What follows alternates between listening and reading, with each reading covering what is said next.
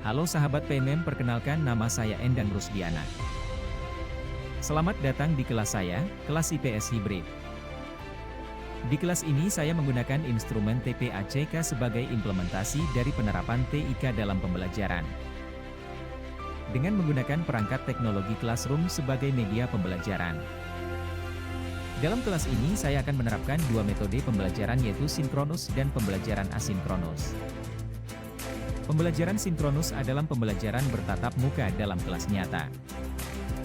Pada bagian ini guru diberikan kesempatan untuk mengevaluasi bagaimana proses kegiatan pembelajaran berlangsung, serta memberikan arahan-arahan verbal yang berguna untuk dorongan siswa agar lebih mandiri dan maju. Pada bagian pembelajaran asinkronus, guru memberikan materi berupa video atau teks yang dikirimkan melalui Classroom. Kemudian siswa akan mendapatkan notifikasi bahwa guru telah mengirimkan materi pada Classroom untuk dipelajari secara mandiri dimanapun. Dengan demikian proses kolaborasi semakin jelas dan terarah. Kita akan memasuki materi di pertemuan kali ini, kita akan membahas tentang stratifikasi sosial.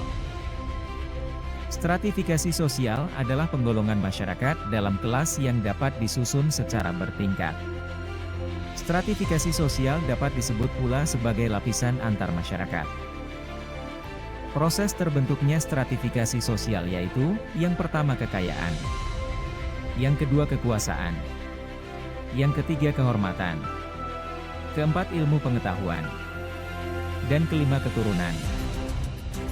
1. Kekayaan. Kekayaan menjadi dasar pembentuk stratifikasi sosial karena adanya perbedaan kemampuan dalam memenuhi kebutuhan hidup. Seseorang yang memiliki harta lebih banyak diletakkan di lapisan sosial teratas. Sebaliknya, seseorang yang tidak berkecukupan akan diletakkan di lapisan paling bawah. 2. Kekuasaan. Kekuasaan menjadi dasar pembentuk stratifikasi sosial karena tidak semua orang bisa menduduki jabatan yang sama. Hal ini membuat individu yang memiliki kekuasaan ditempatkan di lapisan sosial atas, seperti presiden, menteri, gubernur, dan sebagainya.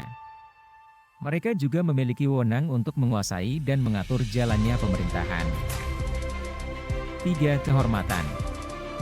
Stratifikasi sosial berdasarkan kehormatan ditempati oleh mereka yang dianggap memiliki kemampuan untuk memimpin, berjiwa karismatik, atau seseorang yang tinggal di wilayah tertentu dalam waktu yang lama. Contohnya, pemuka adat. Mereka mempunyai pengaruh yang kuat dalam kehidupan bermasyarakat. 4. Keturunan. Stratifikasi ini diperoleh secara turun-temurun, atau dengan kata lain hanya bisa didapatkan melalui kelahiran atau perkawinan. Stratifikasi ini berhubungan dengan status individu yang dibawa sejak lahir. Contohnya, Pangeran William yang merupakan cucu dari Ratu Elizabeth II atau keluarga konglomerat. 5. Pendidikan. Apakah kamu sadar bahwa pendidikan merupakan salah satu cara untuk meningkatkan status sosial? Dengan menempuh pendidikan tinggi, kamu dapat memperoleh penghasilan yang lebih besar, sehingga taraf hidup kamu pun ikut naik. Adanya stratifikasi sosial memungkinkan terjadinya beberapa konflik dalam masyarakat, yaitu penyalahgunaan kekuasaan dan wewenang oleh pejabat pemerintahan yang dapat merugikan rakyat, atau memperburuk citra pemerintah di mata rakyatnya. Kecerdasan siswa di sekolah hanya diukur melalui peringkat akademik. Padahal, beberapa siswa memiliki kecerdasan di bidang seni, olahraga, sastra, dan lain-lain. Masyarakat lapisan bawah sulit untuk mengakses kebutuhan hidup yang layak, sehingga tercipta kesenjangan sosial.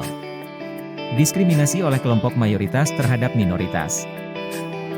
Sekian pembahasan materi kita hari ini, mudah-mudahan ada manfaatnya. Terima kasih banyak atas atensinya.